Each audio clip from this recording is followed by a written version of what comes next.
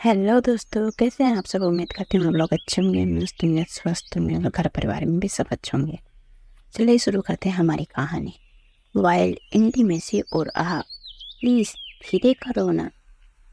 वहीं दूसरी ओर रितिमा को जब पता चलता है कि उसका प्लान फेल हो गया है और अबीर वहाँ से निकल चुका है तो उसे बहुत गुस्सा आता है और गुस्से में आकर अपने बुक किए हुए रूम में तोड़फोड़ करने लग जाती है। जब उसका गुस्सा शांत नहीं होता है तो वो ड्रिंक पर ड्रिंक करने लग जाती है, लेकिन उसे ड्रिंक का इतना ज़्यादा नशा हो जाता है कि वो जैसे ही वह अपने रूम से बाहर निकलने वाली होती है कि वह किसी लड़के से टकरा जाती है।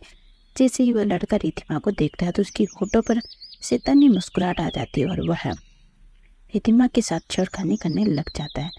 एक तो रितिमा पहले से ही नशे के कारण बेहोशी की हालत में थी, ऊपर से किसी लड़के को उसको छेड़ना उसको बिल्कुल भी बुरा नहीं लग रहा था, क्योंकि अभी उसके शरीर को किसी लड़के की जरूरत थी।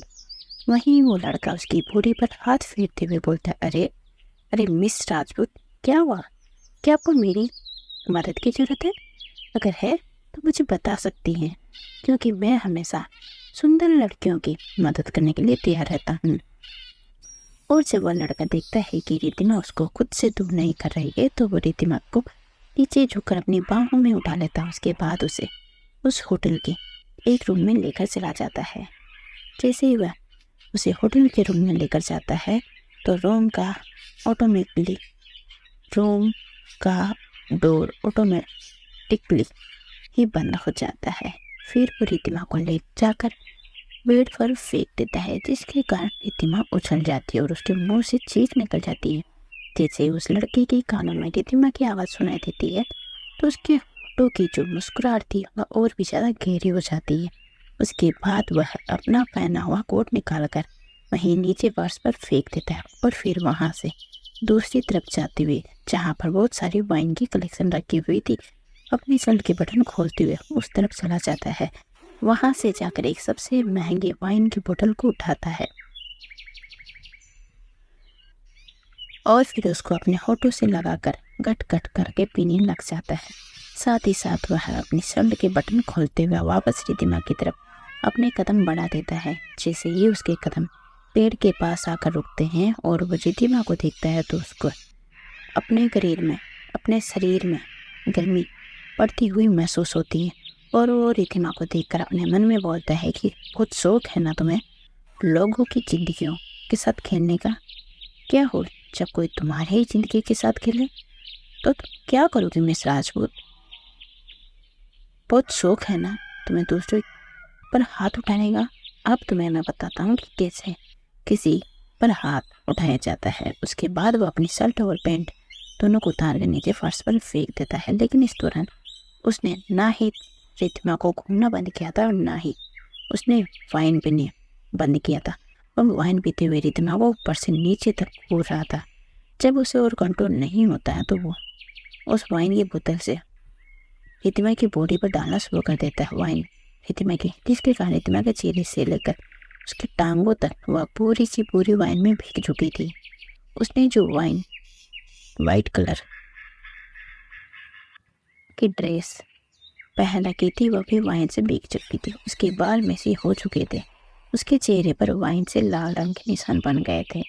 वो अब इस समय बिल्कुल खून पीने वाली चुड़ैल लग रही थी। वो लड़का बेड पर चढ़कर रितिमा के पास बैठ जाता है, जो वाइन से भीगे होने होता है, पर बार बार अपनी जीभ फेर रख कर रही थी और उसकी गहरी सांस लेने के कारण उसका सीना ऊपर नीचे हो रहा था, जिसके कारण वह लड़का अपने आप को रितिमा की तरफ अट्रैक्ट होने से नहीं रोक पाता है। खुद ही रितिमा के चेहरे की तरफ झुकने लग जाता है। उसके बाद वह वाइन को अपने मुंह में डाल लेता है और फिर रितिमा के होठों पर अपने होठ रखकर रितिमा के मुंह में उस वाइन को ट्रांसफर करके रितिमा के होठों को चबाने लग जाता है। वो उसके होठों पर किस कम और उसको चबा जाता रहा था और फिर उसके होठों को वाइल्डली चुमने के साथ धीरे धीरे रितिमा की किस से मदहोश होने लग जाती है और उसका साथ देने लग जाती है। जब वो लड़का अपनी वाइल्डनेस को कंट्रोल नहीं कर पाता है तो वो उसके ऊपर वाले होठ को जोर से काट लेता है। वहीं रितिमा की चीख उसके मुंह में ही रह जाती है उसकी पकड़ उस लड़के के बालों पर कस जाती है। किस करने के साथ वो लड़का धीरे धीरे अपने हाथों को उसके ड्रेस में डाल देता है और उसके ड्रेस को फाड़ कर नीचे फर्श पर फेंक देता है। उसके बाद वो वाइन की बोतल में जो वाइन बची हुई थी वह उसको उठाकर रिद्धिमा की बॉडी पर डालना शुरू कर देता है। साथ ही साथ वह अपनी जीभ से उसकी बॉडी को लिक करना शुरू कर देता है। जैसे जैसे वह उसकी बॉडी को अपनी गर्म जीभ से लिक कर रहा था वैसे वैसे रिद्धिमा की आंखें और सिसकें निकल रही थी। वह लड़का रिद्धिमा पर जरा सा भी तरस नहीं खा रहा था। साथ ही साथ वह जहाँ जहाँ वो उसकी बॉडी के हर पार्ट को चूम रहा था वहाँ वह अपने दांतों के निशान छोड़ता जा रहा था। जिन से खून निकल रहा था और फिर वह अपनी जीभ से उस खून को भी अपनी जीभ से चाट रहा था। लेकिन रिद्धिमा के चिल्लाने से और छोड़ने की जो वह भीख मांग रही थी उससे उस लड़के कोई फर्क नहीं पड़ता। वो रिद्धिमा के बालों को पकड़कर बोलते कि अभी तो खेल शुरू हुआ है मिस रिद्धिमा, तुम तो अभी से ही छटपटाने लगी हो। तब क्या होगा जब मैं पूरी रात तुम्हारे शरीर के साथ खेलूंगा। वही रिद्धिमा उससे बात बोल रही थी, प्लीज धीरे करो और काटो मत। जब वो लड़का रिद्धिमा के मुंह से ये बात सुनता है तो वो मुस्कुराते हुए ऊपर की तरफ जाते हुए उसके होठों को ले करना शुरू कर देता है। साथ ही साथ उसके होठों को चूमते हुए जोर से काट रहा था। अब रिद्धिमा भी उसके छूने से उसके चूमने के कारण मदहोश हो रही थी। वह धीरे धीरे उस लड़के का साथ देने लग जाती है और उसके अपने हाथों को उसके गले में डालकर उसके बालों में ले जाती है। इसके बालों को सहलाते हुए उसकी किस में वाइल्ड हो जाती है, उसको चूमने लग जाती है। साथ ही साथ वह उसके होठों को काटना भी शुरू कर देती है। वहीं वह लड़का जब रिद्धिमा को ऐसा करते हुए देखता है तो उसकी आंखों में से पानी आ जाती है। उसके बाद उसके होठों को छोड़कर वह अपना चेहरा अपनी उसकी गर्दन में छुपा लेता है और फिर उसकी गर्दन को अपनी जीभ के साथ चाटते हुए उसकी गर्दन पर काट लेता है, जिसके कारण रिद्धिमा की चीख निकल जाती है। लेकिन फिर भी वह अब उस लड़के को रोक नहीं रही थी। कुछ ही पलों के बाद वह लड़का उसे पलटकर अपने ऊपर कर लेता है। फिर वह उसको बोलता है कि अब मुझे प्लेजर फील कराओ। रिद्धिमा तो पहले से ही नशे में धुत उस लड़के की बॉडी पर बैठ जाती है और अपने हाथों से उसके चौड़े सीने को सहलाने लग जाती है और साथ ही साथ वो अपने होठों को उसके सीने पर रखकर चूमने लग जाती है। उसके शरीर पर काटना शुरू कर देती है। वहीं उस लड़के ने अपने दोनों हाथों को अपने सिर के पीछे छुपा रखा था और शैतानी मुस्कुराहट के साथ रिद्धिमा को देख रहा था। रिद्धिमा लालची नजरों से उसकी बॉडी को देख रही थी। साथ ही साथ वो नीचे से उसकी बॉडी को चूमते हुए उसके फोटो को ऊपर की तरफ ले जाती है और उसकी गर्दन पर अपने होठ रख देती है और चूमते हुए अपने हाथों से उसके एब्स को सहलाते हुए उसके गर्दन पर अपने निशान बनाने लग जाती है। उस लड़के से जब और कंट्रोल नहीं होता तो वह रिद्धिमा को पलट देता है और फिर खुद उसके ऊपर आकर उसकी बॉडी को सहलाने लग जाता है। उसकी बॉडी पर चुटकियाँ काटने लग जाता है, जिसके कारण रिद्धिमा के मुंह से मदहोशी बड़ी आवाज़ें निकलने लग जाती हैं। कुछ ही पलों के बाद उस रूम से दोनों की गहरी सांसें सुनाई देने लग जाती है। यहाँ वो लड़का रिद्धिमा के साथ एंजॉय कर रहा था, वहीं अब उसकी ये इंजॉयमेंट रिद्धिमा के लिए एक टॉर्चर बनता जा रहा था, क्योंकि वो रिद्धिमा के साथ बहुत ज़्यादा वाइल्ड हो रहा था। रिद्धिमा उसको धीरे करने को बोल रही थी और छोड़ने को बोल रही थी, लेकिन वो लड़का अपनी हरकतें उतनी ही तेज करता जाता है। अगली सुबह जैसे ही खिड़की से चमचमाती हुई धूप की किरणें जब अबीर के चेहरे पर पड़ती है तो वह कसमसाते हुए अपनी आंखें खोल देता है और उसकी आंखों के सामने सबसे पहले बानी का चेहरा आ जाता है, जो कि इस समय खिले हुए फूल की तरह चमक रहा था। उसके चेहरे पर अलग ही एक ग्लो था, लेकिन फिर भी कुछ थकावट उसके चेहरे पर साफ दिखाई दे रही थी। अबीर अपने सिर पर हाथ रखकर जैसे ही बेड से उठता है तब उसका ध्यान जाता है कि उसने कपड़े नहीं पहने हुए। एक तो उसका सिर बहुत ज़्यादा तेज दर्द कर रहा था। वह जैसे ही अपनी आंखें बंद करके रात के बारे में सोचने शुरू करता है तो उसके सामने कल रात की बातें फिल्म की तरह उड़ने लग जाती है और फिर उसकी नजरें पानी के ऊपर जाती जो उसके साथ चिपक कर सोई हुई थी। पानी को अपने साथ बच्चे की तरह चिपक कर सोई हुई देखकर उसके होठों पर मुस्कुराहट आ जाती है। आखिर क्या होने वाला है, अब आगे क्या करेगा अबीर मीरा के साथ, क्या सच में अबीर रिधिमा से शादी करेंगे? क्या बानी अबीर से दूर चली जाएगी? आखिर क्यों रिधिमा ने अबीर को रख दिया जबकि उसकी शादी तो होने वाली थी? पूरी सच्चाई जान लेने के बाद क्या करेगा बानी का पिता उसकी सौतेली माँ के साथ, जानने के लिए सुनते रहिए। सोचे हुए लाल होठ और वाइल्ड रोमांस। अबीर एक बार सोई हुई बानी को देखता है, उसके बाद वह अपने बेड से उठकर जल्दी से अपने कपड़े पहन लेता है और फिर बानी को भी कपड़े पहनाकर उसको ब्लैंकेट से कवर कर देता है और वो जाने से पहले उसके होठों पर एक लाइट किस करता है। उसके बाद वो उसके रूम से निकल जाता है। वहीं उसके जाने के कुछ टाइम के बाद बानी धीरे धीरे अपनी आंखें खोलती है तो वो अपनी नजरें घुमाकर अपने आसपास देखती है। उसे बेड पर अबीर कहीं नहीं दिखाई देता है, जिसके कारण वह बुरी तरह से चिढ़ जाती है। इस समय उसका पूरा बदन टूट रहा था, जिसमें दर्द हो रहा था। वह अबीर को कोसते हुए बोलती कि बिष्ट कहीं क्या, हाय रे मेरी कमर टूट गई। इस समय बानी को अबीर पर बहुत गुस्सा आ रहा था, क्योंकि अबीर ने उसको पूरी रात नहीं छोड़ा था और उसके साथ वाइल्ड रोमांस करता रहा। जब जब बानी उसको रुकने को बोलती तो उसके होठों को चूम कर बोल देता कि ठीक है, हम 30 सेकंड के लिए रुकते हैं। उसके बाद वो फिर से शुरू हो जाता। सुबह के 4 बजे तक वो उसे ऐसे ही परेशान करता रहा। पानी जैसे ही उठकर बेड से बैठती है कि तो उसका ध्यान अपनी बॉडी पर जाता है, जिसको देखकर उसके होठों पर मुस्कुराहट आ जाती है, क्योंकि इस समय बानी ने एक ड्रेस पहनी हुई थी। बानी को पता चल जाता है कि रात को वह थककर सो गई थी, लेकिन अभी फिर भी नहीं रुका था। और अब सब कुछ होने के बाद वो उसे अपनी बाहों में भरकर सो गया था, जिसके कारण अभी नहीं सुबह उसको यह ड्रेस पहनाई होगी। यह सोचकर उसके होठों पर मुस्कुराहट आ जाती, लेकिन फिर कुछ सोचकर उसके चेहरे पर इसी समय गुस्से वाले भाव आ जाते। वह अपना फ़ोन उठाती है और फिर किसी को फ़ोन करके कुछ इंस्ट्रक्शन दे देती है और फिर अपना फ़ोन रखकर बेड के नीचे उतरकर वॉशरूम में फ्रेश होने के लिए चली जाती है। लेकिन जैसे ही वो फ्रेश होने के लिए अपनी ड्रेस को उतारती है और मिरर में अपनी बॉडी को देखती है तो उसका मुँह खुला का खुला रह जाता है, क्योंकि उसकी पूरी बॉडी पर लव बर्ड्स थे जो हल्के नीले और लाल रंग के थे।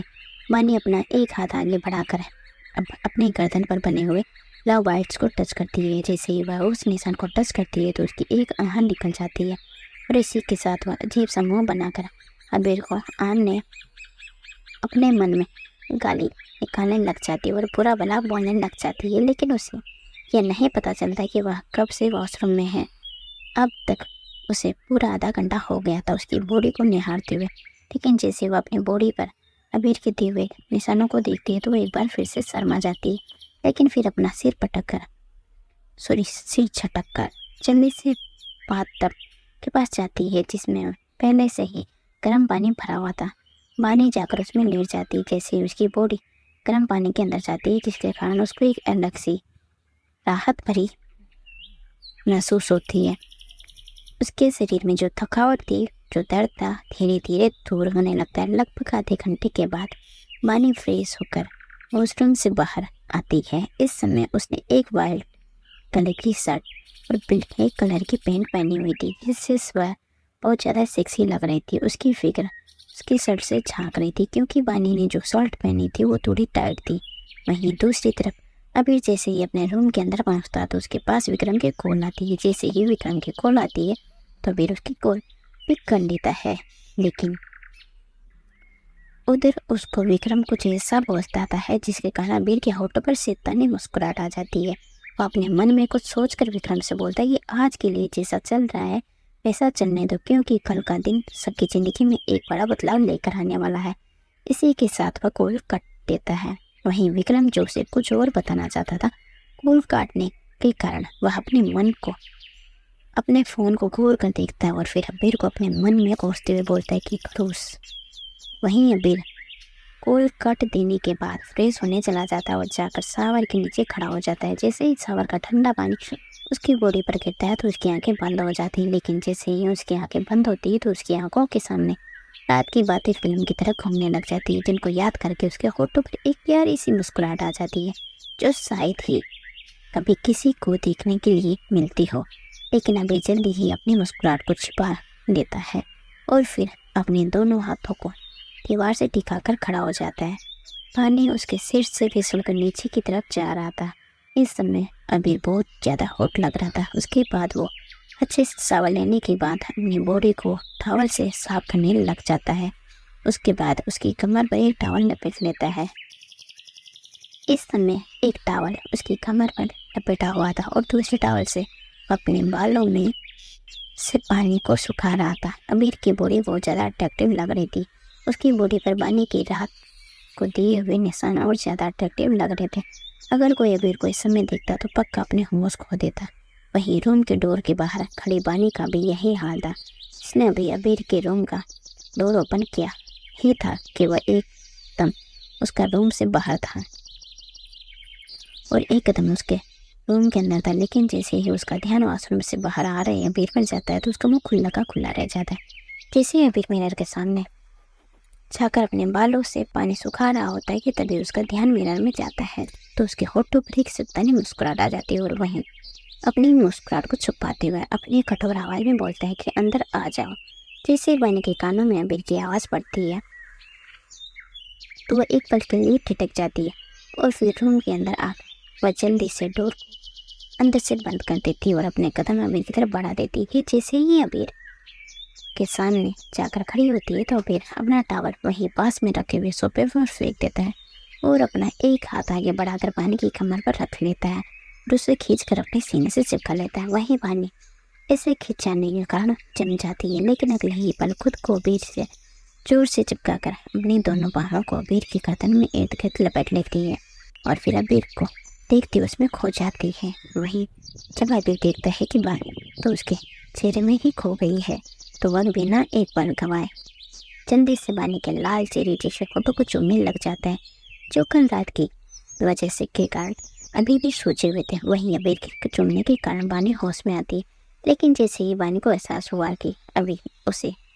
अबीर ने किस किया है तो वह अबीर के निचले होठों को जोर से काट लेती है, जिसके कारण अबीर गुस्से से बानी को घूर कर देखता है, उसे दूर होने की कोशिश करता है। लेकिन बानी अब कहाँ उसे दूर जाने देने वाली थी।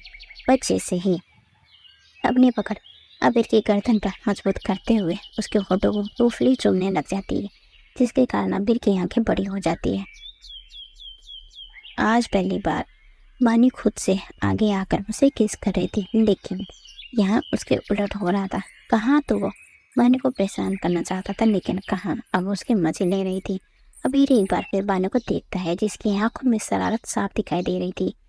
जब उसे ओवर कंट्रोल नहीं होता तो वो भी उसके फोटो को वैसे ही चूमने लग जाता है जैसे बानी उसे चूम रही थी। दोनों ही पूरी पेशनेट के साथ एक दूसरे को चूम रहे थे और एक दूसरे के होठों को काट रहे थे, जिसके कारण दोनों के होठों से खून निकलने लगता है। लेकिन इन दोनों को इस बात की कोई परवाह नहीं थी, क्योंकि इन्होंने रात को भी वाइल्ड रोमांस किया था और इस समय भी उनका यही हाल था।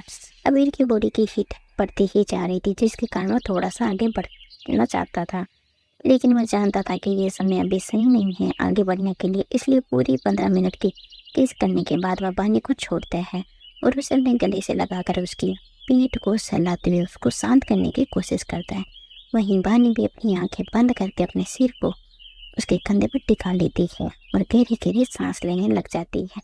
वहीं दूसरी तरफ जब खिड़की से चमचमाती हुई धूप रितिमा के चेहरे पर पड़ती है तो कसमसाते हुए अपनी आंखें खोल लेती है। लेकिन जैसे ही वह अपनी आंखें खोलती है तो उसकी आंखें बड़ी बड़ी हो जाती है, क्योंकि वह जिस रूम में थी वह उसका रूम नहीं था। यह अब एक अलग ही रूम था जो सिर्फ ब्लैक कलर से बना हुआ था। जैसे ही रितिमा अपनी नज़रों को रूम के चारों ओर तरफ घुमाकर देखती है तो उसकी आंखें बड़ी बड़ी हो जाती है और वह जल्दी से बेड से उठकर बैठ जाती है। लेकिन जैसे ही वह उठकर बैठती है तो उसकी एक जोरदार चीख निकल जाती है, क्योंकि उसकी पूरी बॉडी बहुत ज़्यादा दर्द कर रही थी, जिसके कारण उसका ध्यान अपनी बॉडी पर जाता है जहाँ पर उसने एक भी कपड़ा नहीं पहना हुआ था।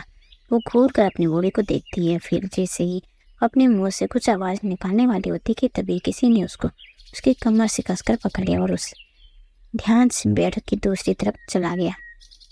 यहाँ पर एक लड़का अपनी लाल आंखों से उसे ही देख रहा था। उसके होठों पर एक जहरीली मुस्कुराहट थी। उस लड़के को देखकर तो रितिमा और भी ज़्यादा शौक हो जाती है। वह जोर से चीखते हुए बोलती, तुम्हारी हिम्मत कैसे हुई मेरे साथ ये सब करने की। इसी के साथ वो उस लड़के का हाथ अपनी कमर से हटाकर झटक देती है और जल्दी से बेड के नीचे उतर जाती है। लेकिन जैसे ही और बेड से नीचे उतरती है तो उसके कदम लड़खड़ा जाते हैं और वो नीचे फर्श पर गिर जाती है। जैसे ही वो लड़का उसे नीचे गिरते हुए देखता है तो उसके होठों पर जहरीली मुस्कुराहट आ जाती है और फिर वह ज़्यादा गहरी हो जाती है। वो जल्दी से नीचे उतरकर धीरे धीरे चलकर रितिमा के पास जाता है और अपने घुटनों के बल रितिमा के सामने बैठकर उसका जबड़ा अपने हाथों में पकड़ते हुए बोलता है, यही औकात है तुम्हारी, तुम यहीं पर अच्छी लग रही हो। उस लड़के की बात सुनकर रितिमा को इस पर बहुत ज़्यादा गुस्सा आता है। वो उस लड़के के हाथ से अपना हथेला छुड़ाने की कोशिश करती है, लेकिन जितनी वो उस लड़के से छूटने की कोशिश कर रही थी उतनी ही उस लड़के की पकड़ उसके जबड़े पर कस जाती है। रितिमा अपनी पूरी ताकत लगाकर उसे जोर से धक्का देती है, जिससे वो आदमी थोड़ा सा पीछे हो जाता है और उसकी पकड़ भी ढीली हो जाती है। रितिमा उस पर जोर से चिल्लाकर बोलती, मिस्टर राहुल शुक्ला, शायद तुम पिछली बार का थप्पड़ भूल चुके हो, इस बार भी आ गए मुझसे उलझने। आखिर क्या होने वाला है अब आगे, क्या करेगा अबीर मीना के साथ?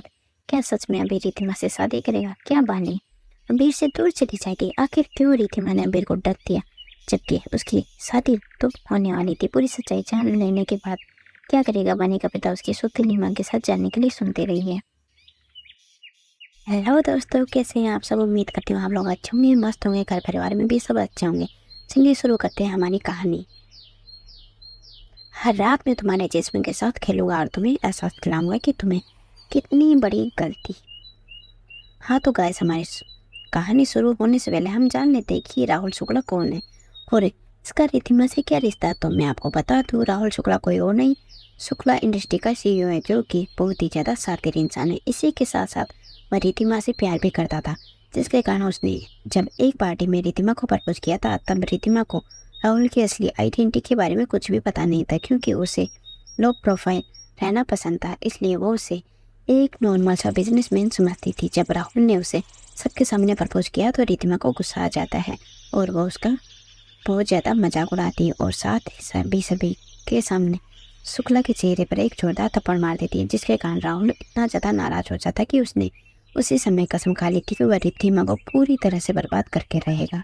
उसने कभी नहीं सोचा था कि इतनी भोली भाली दिखने वाली लड़की उसको सभी के सामने थप्पड़ मार देगी। तब से लोग जहाँ भी वह जाता उसे एक अलग ही नज़रों से देखते थे। उसके दोस्त भी कभी कभी तो उसका मजाक उड़ाते थे, जिसके कारण उसका मन रितिमा को जान से मारने का करता था।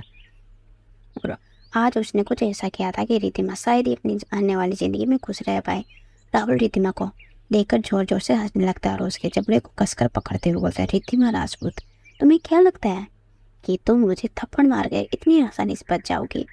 बहुत घमंड है ना तुम्हारी अमीरी पर तुम्हें, और बहुत घमंड है ना तुम्हें तुम्हारी खूबसूरती पर। तब क्या होगा जब प्रेसिडेंट के सामने तुम्हारी सच्चाई आ जाएगी?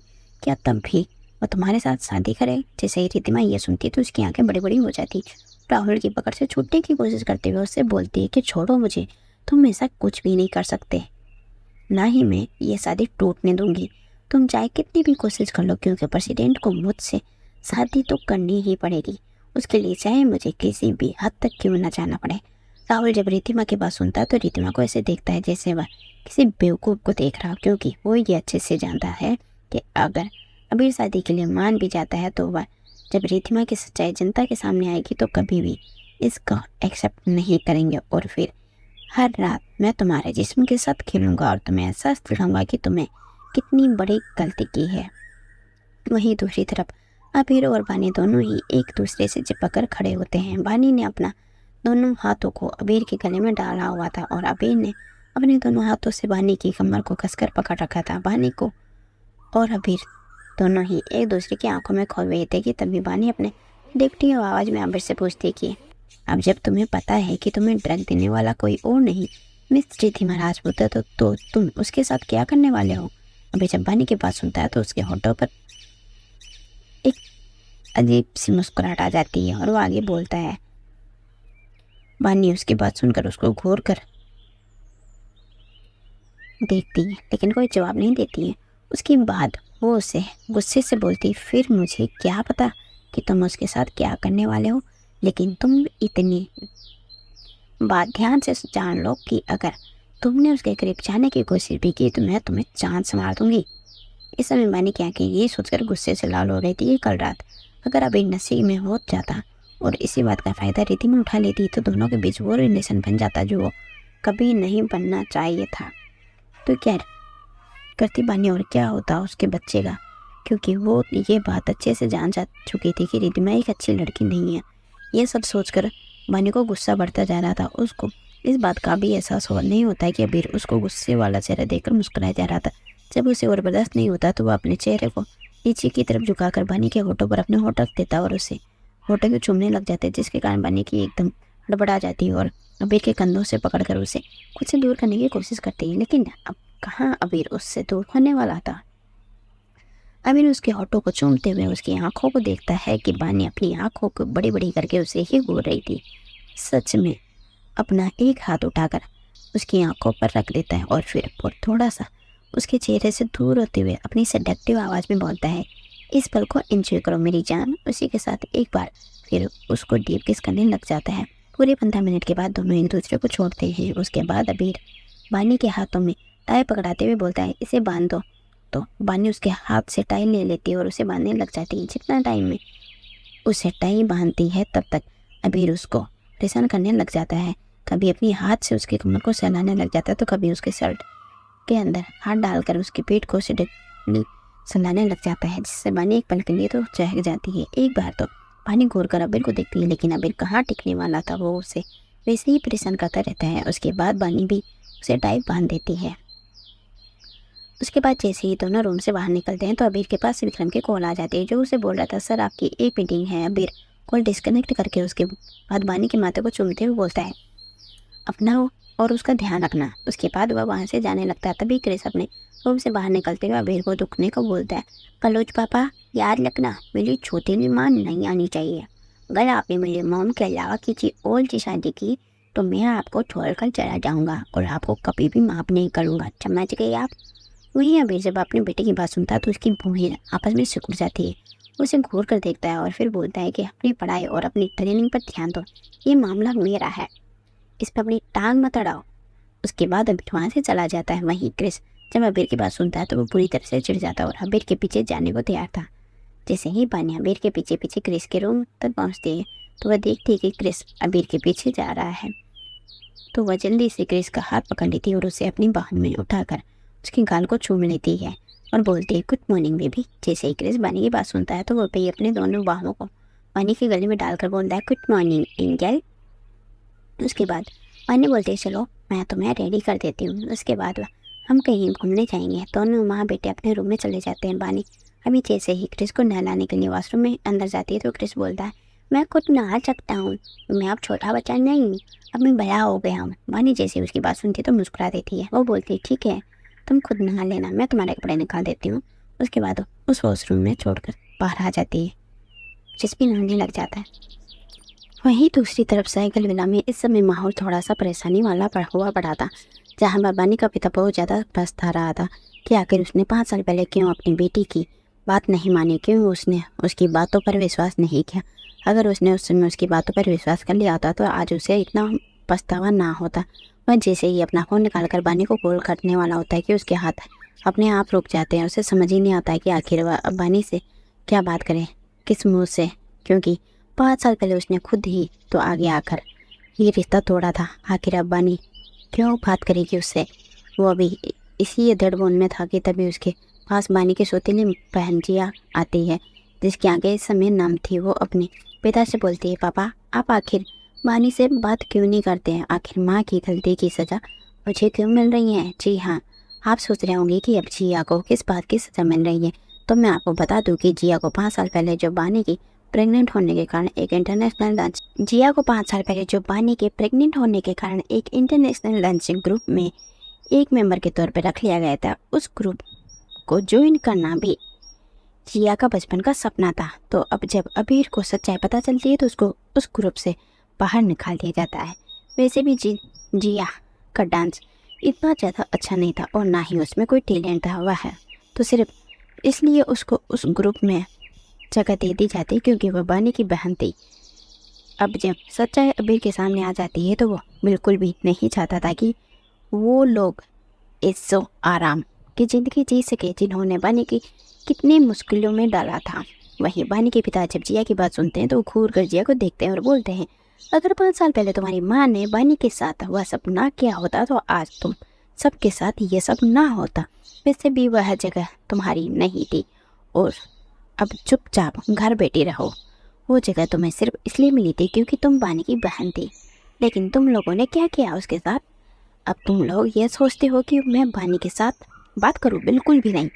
तुम लोग को तुम्हारे गुनाहों की सज़ा तुम्हें ही मिलनी चाहिए। इसी के साथ वह सोफे से उठकर वहाँ से जाते हुए बोलते हैं कि मैंने फैसला कर लिया है, मैं तुम्हारी माँ को भोजन डाइवोर्स देने वाला हूँ। वहीं दूसरी तरफ मीरा की हालत इस समय बहुत ज़्यादा ख़राब थी। उसके कपड़े भी गंदे हो रखे थे, उसके चेहरे पर भी गंदगी लगी हुई थी, उसके बाल बिखरे हुए थे। कहाँ वह वेल मैनर्स रहने वाली औरत, और वो औरत आज पूरी दुनिया की तरह से बेकार लग रही थी। अभी ने रिहान से बोलकर उसे एक होटल से पहुंचा दिया था जहां पर काम कर के जितने भी पैसे कमाएंगे वह सब पैसे बानी के अकाउंट में ट्रांसफ़र होते जाएंगे। आखिरकार इसी तरह से वह बानी के शरीर से कमाए हुए पैसों को उसको लाकर वापस कर सकती थी। वह इस समय बर्तन साफ कर रही थी और तभी उससे एक प्लेट टूट जाती है, जिसके कारण वहाँ पर होटल का मैनेजर आ जाता है। जैसे ही वह देखता है कि मीरा ने उसकी होटल का नुकसान कर दिया तो वह उस पर भड़कते हुए बोलता है, जाहिल औरत, क्या तुम्हें बर्तन साफ करना भी नहीं आते? अगर नहीं आते तो तुम पहले मेरे होटल में आई क्यों हो? मीरा से जब और बर्दाश्त नहीं होता तो वो उस होटल के मैनेजर के ऊपर भड़कते हुए बोलती, तुम्हारी हिम्मत कैसे हुई मुझे जाहिल बोलने की? क्या तुम जानते नहीं हो मैं कौन हूँ? जैसे वह होटल मैनेजर उसकी बात सुनता है तो उसको मीरा की बात सुनकर बहुत ज़्यादा हंसी आती है और वह अपने दोनों बाहों को क्रॉस करते हुए बोलता है, मैं तो डर गया। अच्छा, अगर मुझे नहीं पता तो तुम खुद ही बता दो कि आखिर तुम हो कौन? होटल मैनेजर की बात सुनकर मीरा को इतना ज़्यादा गुस्सा आता है कि वह मैनेजर के चेहरे पर थप्पड़ जड़ देती है, जिस कारण उसके हाथों में जो गंदगी लगी हुई थी वह मैनेजर के चेहरे पर लग जाती है। उस मैनेजर को इतना ज़्यादा गुस्सा आता है कि वह गुस्से में आकर मीरा के चेहरे पर एक थप्पड़ जड़ देता है और उसे बोलता है कि तुम आज से यहाँ काम नहीं करोगी। तुम जैसी औरतें सिर्फ टॉयलेट साफ करने के लिए ही अच्छी होती है। इसी के साथ वह किसी को बुलाकर बोलता है कि इस औरत को टॉयलेट साफ करने के लिए ले जाओ। जैसे ही वह आदमी ये सुनता है कि वह मीरा को ले जाने लगता है, वहीं मीरा जब ये सुनती है तो शौक हो जाती है, लेकिन तभी उसे एहसास होता है कि उसने गुस्से में आकर क्या कर दिया और फिर वह माफ़ी मांगते हुए बोलती है, मुझे माफ़ कर दो, मैं दोबारा ऐसी गलती नहीं करूँगी। लेकिन अब कहाँ मैनेजर उसकी बात सुनने वाला था, वो वहाँ से चला जाता है। उधर मीरा को भी टॉयलेट साफ करने के लिए भेज दिया जाता है। दोपहर के समय अबीर इस समय अपने ऑफिस में बैठकर अपना काम कर रहा होता है कि तभी उसके पास विक्रम भागता हुआ आता है। जैसे ही विक्रम उसके पास आता है तो वह उसे कुछ ऐसा बताता है कि अबीर की आंखें गुस्से से लाल हो जाती है और अब उसकी नसें तन जाती हैं। उसके अंदर से निकलने वाला ऑरा भी बहुत ज़्यादा खतरनाक था। पूरे रूम का तापमान एकदम से नीचे गिर जाता है, जिसके कारण विक्रम की कदम लड़खड़ा गए और वह पीछे हो जाता है क्योंकि उसे भी अब अबीर से डर लगने लगा था। तभी अबीर अपनी खतरनाक आवाज़ में विक्रम से बोलता है कि पता करो इसके पीछे किसका हाथ है, मुझे जल्द से जल्द वो इंसान अपने सामने चाहिए। आखिर किसने मुझे और उसे बदनाम करने की कोशिश की है? साथ ही साथ वह अपनी ऑर्डर देते हुए बोलता है कि सभी मीडिया को, सभी नेटवर्क को कंट्रोल करो। ये बात ज़्यादा फैलनी नहीं चाहिए क्योंकि इंटरनेट पर एक न्यूज़ तेज़ी से वायरल हो रही थी जिसमें बताया जा रहा था कि प्रेसिडेंट अपने घर में अपने रखेल को रख रहे हैं। जैसे कि सबको ये न्यूज़ रीड करते हैं तो सभी शौक हो जाते हैं और इस न्यूज़ को शेयर करने लग जाते हैं। आखिर जो कोई भी चाहता था प्रेसिडेंट पूरी तरह से बदनाम हो जाए और उनकी कुर्सी छोड़ने पर मजबूर हो जाए, इस एक न्यूज़ में पूरे देश में तहलका मचा दिया था। साथ ही साथ अबीर की किसी लड़की के साथ एक पिक्चर थी जिसमें लड़की का चेहरा ब्लर किया हुआ था। गौर से देखने पर ये पता चला था कि ये लड़की कोई और नहीं बानी है। जब बानी अपने फ़ोन में वायरल हो रही इस न्यूज़ को देखती तो वो शौक हो जाती और फ़ोन छूटकर उसके हाथों से नीचे गिर जाता और वो बुरी तरह से काँप रही थी। आखिर क्या होने वाला है अब आगे, क्या करेगा अब अबीर? आखिर किसने की है ये वायरल न्यूज़? क्या सच में अबीर रितिमा से शादी करेगा? क्या बानी अतीर से दूर चली जाएगी? आखिर क्यों रितिमा ने अबीर को टैग दिया जबकि उसकी शादी तो पूरी होने वाली थी? पूरी सच्चाई जानने के बाद क्या करेगा बानी का पिता उसकी सौतेली माँ के साथ? आखिर क्या करने वाला है अब राहुल रितिमा के साथ? जानने के लिए सुनते रहिए। माफ़ करना दोस्तों, मेरी तबीयत ठीक नहीं थी, इस हिसाब से मेरी जो पिछली वाली कहानी थी, मतलब ये कहानी का जो दूसरा पार्ट था पिछला वाला, उसमें मेरी वॉइस वगैरह सही नहीं आ रही थी, तो माफ़ करना। मैंने कोशिश की थी कि मैं आपको अच्छे से कहानी दे सकूँ, लेकिन मेरी तबीयत ज़्यादा ख़राब होने की वजह से मैं आपको नहीं कर पाई। फिर भी मैंने कोशिश की। थैंक यू मेरी कहानी सुनने के लिए, मुझे सपोर्ट करने के लिए। Thank you so much. आप लोग मेरा परिवार हो, पता है। आप लोगों से मुझे अच्छा फील होता है जब आप लोग मेरे वीडियो देखते हो, आप मुझे सपोर्ट करते हो, मुझे अच्छा लगता है। Thank you for everything. Thank you so much. अपना ध्यान रखना, अपनों का ध्यान रखना, और हाँ, सबसे ज़्यादा इम्पोर्टेंट, कोई भी टेंशन मत करना। ध्यान रखना, भगवान हमेशा आपके साथ खड़ा है। भले ही वो आपको आसपास नहीं दिखाई देता हो, लेकिन हमेशा आपके साथ खड़ा रहता है। हर कंडीशन में आपको मजबूत रखता है कि आप हमेशा खुश रहो, मुस्कुराते रहो, हंसते रहो, खेलते रहो। ठीक है, बाय बाय, टेक केयर, अपना ध्यान रखना। और हाँ, मैं जल्दी ही अपनी स्टोरी लेके जल्दी आऊँगी। ध्यान रखना, ठीक है। Thank you.